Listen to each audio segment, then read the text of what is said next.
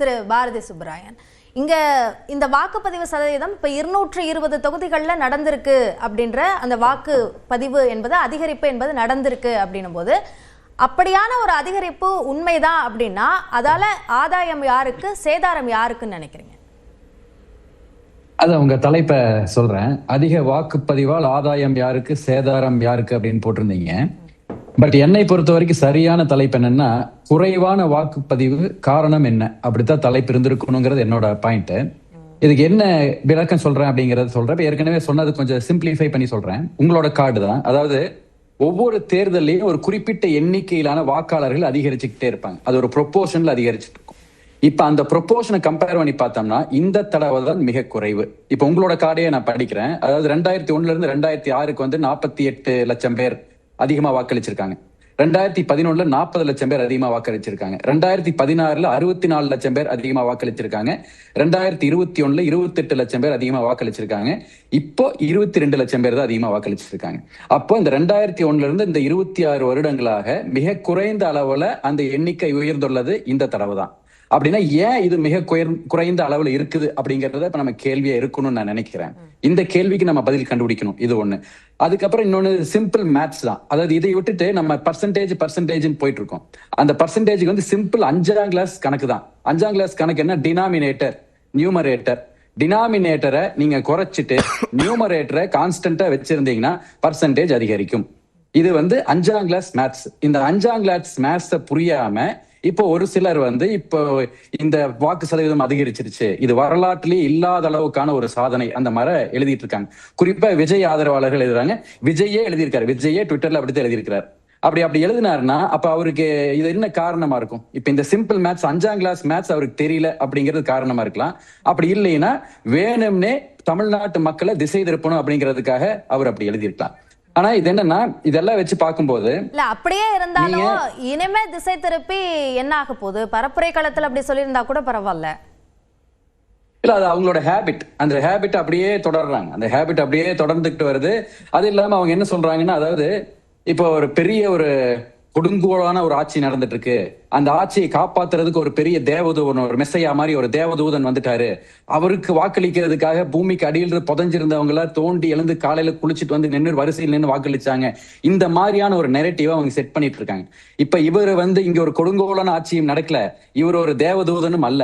ஏன்னா இங்க நடந்துட்டு இருக்கிறது என்னை பொறுத்த வரைக்கும் ஸ்டாட்டிஸ்டிக்ஸ் படி மிகச்சிறப்பான ஆட்சி நடந்துட்டு இருக்கு. இங்க வந்து இந்தியாலேயே நம்பர் 1 ஜிடிபி growth ரேட்ல இருக்குது. நீங்க 32 லட்சம் பேருக்கு வேலை வாய்ப்பு உருவாக்கியிருக்காங்க, வறுமையை குறைச்சிருக்காங்க. நீங்க மின்னணு ஏற்றுமதியில நம்பர் 1 இருக்குது, மருத்துவ கட்டமைப்பில் நம்பர் 1, இந்த மாதிரி ஏகப்பட்ட நம்பர் 1 வச்சிருக்காங்க. பெஸ்ட் ஆட்சி கொடுத்துட்டு இருக்காங்க. இவர் ஒரு தேவதூதனும் அல்ல. இவர் வந்து இப்ப மக்களுக்காக 27 வருடங்கள் சிறையிலிருந்து வெளியே வந்த நெல்சன் மண்டேலாவா, இல்ல பல ஆண்டுகள்ல வந்து வீட்டு சிறையில இருந்த ஆங் சாங் சூக்கியா, இல்ல மக்களுக்காக தன் உயிரை கொடுத்த சே குவேராவா? இவரு மக்களை பத்தி எந்த கவலையும் இல்லாமல், மக்கள் பிரச்சனைக்காக குரல் கொடுக்காத, மக்கள் பிரச்சனைக்காக போராடாத ஒரு நடிகர். இவருக்கு அரசியல் கட்சி ஆரம்பிக்கிறதுக்கு முன்னாடி வரைக்கும் இது எதுவுமே பண்ணது கிடையாது. இப்ப அப்படி ஒரு நடிகருக்கு இவ்வளவு பெரிய சர்ஜ் வரும் அப்படின்னு சொல்லி ஒரு நெரேட்டிவ் கட்டமைக்கிறது தப்பு. அதை உடைக்கணும் அப்படிங்கறது என்னுடைய கருத்து. இங்க இல்ல அப்படியான சதவீத அதிகரிப்பு அப்படின்றது வந்து நடக்கல அப்படின்றது தொடர்ந்து சொல்லப்படுறதுக்கும் நீங்க குறிப்பிட்ட மாதிரி அந்த எண்ணிக்கை அதிகரிப்பு என்பது இருக்கு, சதவீத அதிகரிப்பு என்பது அந்த அளவுக்கு இல்லை அப்படின்னாலும் கூட அந்த அதிகரிப்பை ஏற்றுக்கொள்ளாத காரணம், ஒருவேளை அதிகரிப்பு இருந்தது அப்படின்னா ஆட்சிக்கு எதிரான ஒன்றாக இருக்கும் அப்படின்றத அதை உடைக்கிறதுக்காக தான் அதை ஏற்றுக்கொள்ள மறுக்கப்படுதா? அதிகரிப்பே இல்லையே. நீங்க நான் தான் குறைஞ்சிருக்குன்னு சொல்றேனே, அது குறைஞ்சிருக்குது ஆக்சுவலா.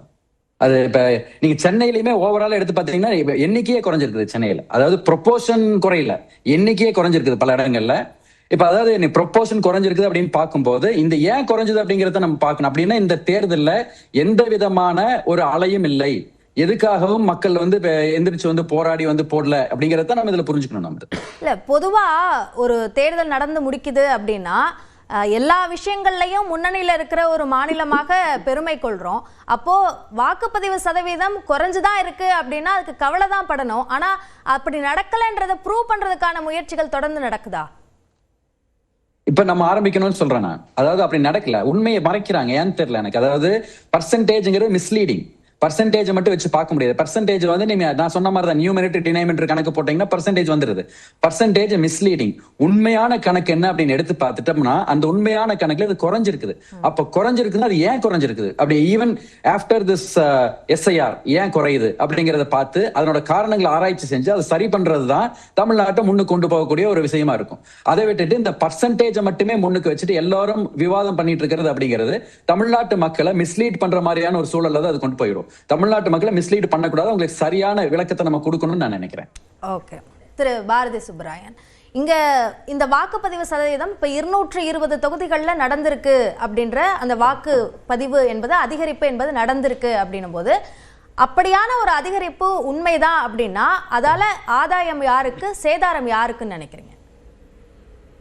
அது உங்க தலைப்பை சொல்றேன். அதிக வாக்குப்பதிவால் ஆதாயம் யாருக்கு சேதாரம் யாருக்கு அப்படின்னு போட்டிருந்தீங்க. பட் என்னை பொறுத்த வரைக்கும் சரியான தலைப்பு என்னன்னா குறைவான வாக்குப்பதிவு காரணம் என்ன அப்படித்தான் தலைப்பு இருந்திருக்கணுங்கிறது என்னோட பாயிண்ட். இதுக்கு என்ன விளக்கம் சொல்றேன் அப்படிங்கறத சொல்றேன். ஏற்கனவே சொன்னது கொஞ்சம் சிம்பிளிஃபை பண்ணி சொல்றேன். உங்களோட கார்டு தான். அதாவது ஒவ்வொரு தேர்தலையும் ஒரு குறிப்பிட்ட எண்ணிக்கையிலான வாக்காளர்கள் அதிகரிச்சுக்கிட்டே இருப்பாங்க. அது ஒரு ப்ரொப்போர்ஷன்ல அதிகரிச்சுட்டு இருக்கும்.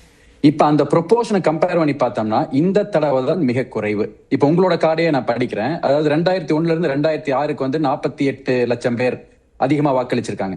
2011 40 லட்சம் பேர் அதிகமா வாக்களிச்சிருக்காங்க. 2016 64 லட்சம் பேர் அதிகமா வாக்களிச்சிருக்காங்க.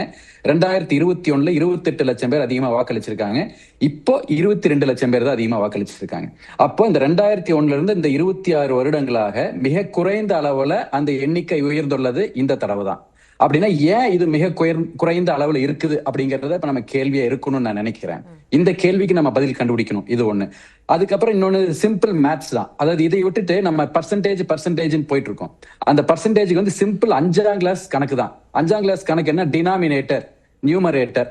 டினாமினேட்டரை நீங்க குறைச்சிட்டு நியூமரேட்டரை கான்ஸ்டன்டா வச்சிருந்தீங்கன்னா பர்சன்டேஜ் அதிகரிக்கும். இது வந்து 5ஆம் கிளாஸ் மேத்ஸ். இந்த 5ஆம் கிளாஸ் மேத்ஸ புரியாம இப்போ ஒரு சிலர் வந்து இப்போ இந்த வாக்கு சதவீதம் அதிகரிச்சிருச்சு, இது வரலாற்றிலேயே இல்லாத அளவுக்கான ஒரு சாதனை அந்த மாதிரி எழுதிட்டு இருக்காங்க. குறிப்பா விஜய் ஆதரவாளர்கள் எழுதுறாங்க. விஜயே எழுதியிருக்காரு. விஜயே ட்விட்டர்ல அப்படித்தான் எழுதியிருக்கிறார். அப்படி எழுதினாருன்னா அப்ப அவருக்கு இது என்ன காரணமா இருக்கும்? இப்ப இந்த சிம்பிள் மேத்ஸ் 5ஆம் கிளாஸ் மேத்ஸ் அவருக்கு தெரியல அப்படிங்கிறது காரணமா இருக்கலாம். அப்படி இல்லைன்னா வேணும்னே தமிழ்நாட்டு மக்களை திசை திருப்பணும் அப்படிங்கிறதுக்காக அவர் அப்படி எழுதியிருக்கலாம். ஆனா இது என்னன்னா இதெல்லாம் வச்சு பார்க்கும்போது இல்ல அப்படியே இருந்தாலும் இனிமே திசை திருப்பி என்ன ஆக போகுது? பரப்புரை களத்துல அப்படி சொல்லியிருந்தா கூட பரவாயில்ல. இல்ல அது அவங்களோட ஹேபிட். அந்த ஹேபிட் அப்படியே தொடர்றாங்க. அந்த ஹேபிட் அப்படியே தொடர்ந்துகிட்டு வருது. அது இல்லாம அவங்க என்ன சொல்றாங்கன்னா, அதாவது இப்போ ஒரு பெரிய ஒரு கொடுங்கோலான ஒரு ஆட்சி நடந்துட்டு இருக்கு, அந்த ஆட்சியை காப்பாத்துறதுக்கு ஒரு பெரிய தேவதூதன், ஒரு மெஸ்ஸையா மாதிரி ஒரு தேவதூதன் வந்துட்டாரு, அவருக்கு வாக்களிக்கிறதுக்காக பூமிக்கு அடியில் புதைஞ்சிருந்தவங்கள தோண்டி எழுந்து காலையில குளிச்சுட்டு வந்து நின்று வரிசையில் நின்று வாக்களிச்சாங்க. இந்த மாதிரியான ஒரு நெரேட்டிவ் அவங்க செட் பண்ணிட்டு இருக்காங்க. இப்ப இவர் வந்து இங்க ஒரு கொடுங்கோலான ஆட்சியும் நடக்கல, இவர் ஒரு தேவதூதனும் அல்ல. ஏன்னா இங்க நடந்துட்டு இருக்கிறது என்னை பொறுத்த வரைக்கும் ஸ்டாட்டிஸ்டிக்ஸ் படி மிகச்சிறப்பான ஆட்சி நடந்துட்டு இருக்கு. இங்க வந்து இந்தியாலேயே நம்பர் 1 GDP growth ரேட்ல இருக்குது. நீங்க 32 லட்சம் பேருக்கு வேலை வாய்ப்பு உருவாக்கி இருக்காங்க, வறுமையை குறைச்சிருக்காங்க. நீங்க மின்னணு ஏற்றுமதியில நம்பர் 1 இருக்குது, மருத்துவ கட்டமைப்பில் நம்பர் 1, இந்த மாதிரி ஏகப்பட்ட நம்பர் 1 வச்சிருக்காங்க. பெஸ்ட் ஆட்சி கொடுத்துட்டு இருக்காங்க. இவர் ஒரு தேவதூதனும் அல்ல. இவர் வந்து இப்ப மக்களுக்காக 27 வருடங்கள் சிறையிலிருந்து வெளியே வந்த நெல்சன் மண்டேலாவா, இல்ல பல ஆண்டுகள்ல வந்து வீட்டு சிறையில இருந்த ஆங் சான் சூக்கியா, இல்ல மக்களுக்காக தன் உயிரை கொடுத்த சே குவேராவா? இவரு மக்களை பத்தி எந்த கவலையும் இல்லாமல், மக்கள் பிரச்சனைக்காக குரல் கொடுக்காத, மக்கள் பிரச்சனைக்காக போராடாத ஒரு நடிகர். இவருக்கு அரசியல் கட்சி ஆரம்பிக்கிறதுக்கு முன்னாடி வரைக்கும் இது எதுவுமே பண்ணது கிடையாது. இப்ப அப்படி ஒரு நடிகருக்கு இவ்வளவு பெரிய சர்ஜ் வரும் அப்படின்னு சொல்லி ஒரு நெரேட்டிவ் கட்டமைக்கிறது தப்பு. அதை உடைக்கணும் அப்படிங்கறது என்னுடைய கருத்து. இங்க இல்ல அப்படியான சதவீத அதிகரிப்பு அப்படின்றது வந்து நடக்கல அப்படின்றது தொடர்ந்து சொல்லப்படுறதுக்கும் நீங்க குறிப்பிட்ட மாதிரி அந்த எண்ணிக்கை அதிகரிப்பு என்பது இருக்கு, சதவீத அதிகரிப்பு என்பது அந்த அளவுக்கு இல்லை அப்படின்னாலும் கூட அந்த அதிகரிப்பை ஏற்றுக்கொள்ளாத காரணம் ஒருவேளை அதிகரிப்பு இருந்தது அப்படின்னா ஆட்சிக்கு எதிரான ஒன்றாக இருக்கும் அப்படின்றத அதை உடைக்கிறதுக்காக தான் அதை ஏற்றுக்கொள்ள மறுக்கப்படுதா? அதிகரிப்பே இல்லையே. நீங்க நான் தான் குறைஞ்சிருக்குன்னு சொல்றேனே, அது குறைஞ்சிருக்குது ஆக்சுவலா. அது இப்ப நீங்க சென்னையிலுமே ஓவரால் எடுத்து பாத்தீங்கன்னா எண்ணிக்கையே குறைஞ்சிருக்குது சென்னையில. அதாவது ப்ரொப்போர்ஷன் குறையல, எண்ணிக்கையே குறைஞ்சிருக்குது பல இடங்கள்ல. இப்ப அதாவது நீ ப்ரொப்போர்ஷன் குறைஞ்சிருக்குது அப்படின்னு பார்க்கும்போது இந்த ஏன் குறைஞ்சது அப்படிங்கறத நம்ம பார்க்கணும். அப்படின்னா இந்த தேர்தல்ல எந்த விதமான ஒரு அலையும் இல்லை, எதுக்காகவும் மக்கள் வந்து எந்திரிச்சு வந்து போராடி வந்து போடல அப்படிங்கறத நம்ம இதுல புரிஞ்சுக்கணும். நம்ம இல்ல பொதுவா ஒரு தேர்தல் நடந்து முடிக்குது அப்படின்னா எல்லா விஷயங்கள்லையும் முன்னணியில இருக்கிற ஒரு மாநிலமாக பெருமை கொள்றோம். அப்போ வாக்குப்பதிவு சதவீதம் குறைஞ்சுதான் இருக்கு அப்படின்னா அதுக்கு கவலை தான் படணும். ஆனா அப்படி நடக்கலைன்றதை ப்ரூவ் பண்றதுக்கான முயற்சிகள் தொடர்ந்து நடக்குதா? இப்ப நம்ம ஆரம்பிக்கணும்னு சொல்றேன் நான். அதாவது அப்படி நடக்கல, உண்மையை மறைக்கிறாங்க. ஏன்னு தெரியல எனக்கு. அதாவது பர்சன்டேஜ்ங்கிறது மிஸ்லீடிங். பர்சன்டேஜ் மட்டும் வச்சு பார்க்க முடியாது. பர்சன்டேஜ் வந்து நீங்க நான் சொன்ன மாதிரி தான் நியூமரேட்டர் டினாமினேட்டர் கணக்கு போட்டீங்கன்னா பர்சன்டேஜ் வந்துருது. Percentage misleading. உண்மையான கணக்கு என்ன அப்படின்னு எடுத்து பார்த்துட்டோம்னா அந்த உண்மையான கணக்குல இது குறைஞ்சிருக்குது. அப்ப குறைஞ்சிருக்குன்னா அது ஏன் குறைஞ்சிருக்குது, அப்படி ஈவன் ஆஃப்டர் திஸ் எஸ்ஐஆர் ஏன் குறையுது அப்படிங்கறத பார்த்து அதனோட காரணங்களை ஆராய்ச்சி செஞ்சு அதை சரி பண்றது தான் தமிழ்நாட்டை முன்னுக்கு கொண்டு போகக்கூடிய ஒரு விஷயமா இருக்கும். அதை விட்டுட்டு இந்த பர்சன்டேஜை மட்டுமே முன்னுக்கு வச்சுட்டு எல்லாரும் விவாதம் பண்ணிட்டு இருக்கிறது அப்படிங்கிறது தமிழ்நாட்டு மக்களை மிஸ்லீட் பண்ற மாதிரியான ஒரு சூழல்ல தான் அது கொண்டு போயிடும். தமிழ்நாட்டு மக்களை மிஸ்லீட் பண்ணக்கூடாது, அவங்களுக்கு சரியான விளக்கத்தை நம்ம கொடுக்கணும்னு நான் நினைக்கிறேன். ஓகே.